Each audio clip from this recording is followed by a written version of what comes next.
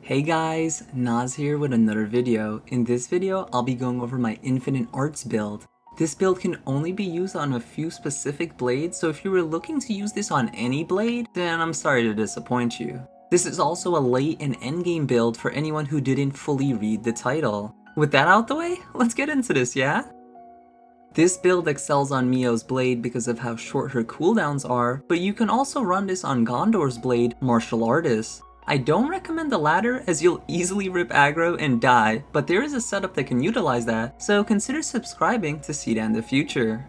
While you can use Zephyr on anyone and achieve the same results, this is the most efficient on Mio as there is a side quest that gives her a huge stat increase that no one else can replicate, essentially making Mio the best for this, but if you don't care to min-max, pick whoever you like.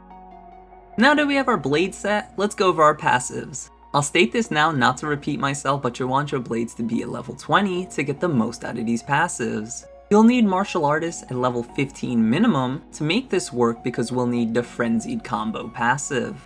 Next we'll need Noah's Blade Sword Fighter at level 5 minimum for Cypher Edge passive to complement Gondor's passive. The last passive slot is free to your choosing, but I highly recommend Fighting Prowess from Senna's Blade Ogre as you'll be spamming a lot of arts and you'll want that damage increase. Critical Strike might seem like an obvious choice from Ethel's Blade Flash Fencer, but this build runs very little strength, so the base of the critical hits will be low, so it won't hit as hard.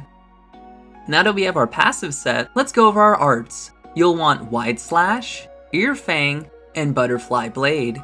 If you copy the setup I have, then it'll be a nice fluid motion from B to Y and then X. The reason we're using these arts is because they have a low cooldown of 3 auto attacks minus Wide Slash, which is at 5 at level 20. Wide Slash is our hardest hitting art and will help us evade attacks, but we're mostly using it as it's better than Glow Ring or Speed Demon. The master arts are up to you, but I highly recommend having the setup I do because Quick Draw and Flashback have the lowest cooldowns of Kevis arts we can get, and Hidden Thorns is there to help our chain damage, with Wide Slash as these have the highest potency. Your talent art can be whatever you want, but I highly recommend having something with a longer cooldown. The reason is when we use our talent art, it cannot be cancelled back into our combo and it ruins the flow. For that reason, you may as well build up something powerful and use it when you see fit. Now that we have our art set, let's go over our gems. You'll want Tailwind for the increased agility, Steel Cleaver because this is our base for damage and we want this as high as possible. Empowered Combo because we're going to constantly be cancelling arts, so we may as well be doing more damage. Now that we have our gem set up, let's go over our accessories. Our standard setup will have the highest % increase to agility as we're an agility based tank and we want to stay alive as long as possible.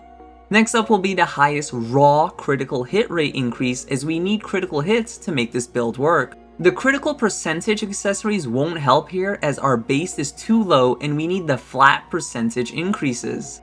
Now the last slot is open, but Chaotic Memory is my go-to for most late game and end game enemies as they have a higher block and evade rate.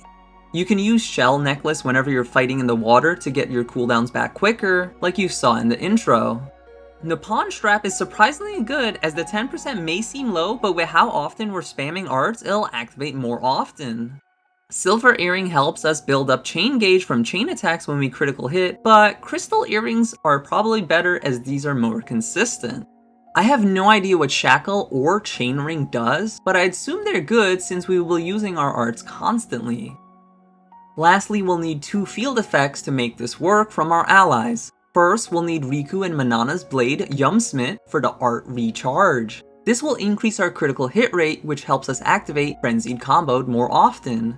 The second blade we'll need is Miyabi's Troubadour. She has the Ring O' Roses art, which has fast recharge. This will make our cooldowns come back up quicker. Okay, now that we're fully set up, let's get into combat and let me do a demonstration because this is not as simple as the intro of the video made it seem. There are a few rules we have to follow to optimally use this build. Before we go into battle, select the enemy and use the tactical menu to follow the leader. Wait for your 2 auto attacks to connect, then cancel into Butterfly Blade, then into Ear Fang, and lastly Wide Slash to establish aggro, then unfollow the leader. Now we're waiting for our auto attacks to fill up our gauge, and hopefully our allies will place the field effects on us. This part is RNG as the fight goes on, and is the only issue with this build. You'll find yourself having to use this tactical option throughout the fight as the AI drifts into the arse of nowhere. Once your arts come back up, our priority will be Earfang and Butterfly Blade. You never want these two off cooldown. Even if your other arts have been sitting there waiting for you to use, don't do it. If these two are on cooldown, then we'll want to use Quick Draw or Flashback. Next we'll check if Earfang and Butterfly Blade are available, and if not, then do Flashback, then Wide Blade, and lastly, Hidden Thorns. With some practice, you can infinitely combo down any enemy as long as your AI places their field on you. Fun tip, if you're fighting in the water, you don't need any field effects as Shell Necklace's 25% cooldown is all you need. If only there was a land version. Don't forget, if this video brought value to you, please leave a like and consider subscribing to see more, as I plan on making more build guides and I play a wide array of RPG games. So if you enjoy my concise, no fluff style, then consider subscribing to see more in the future. Until the next video, I'll see ya.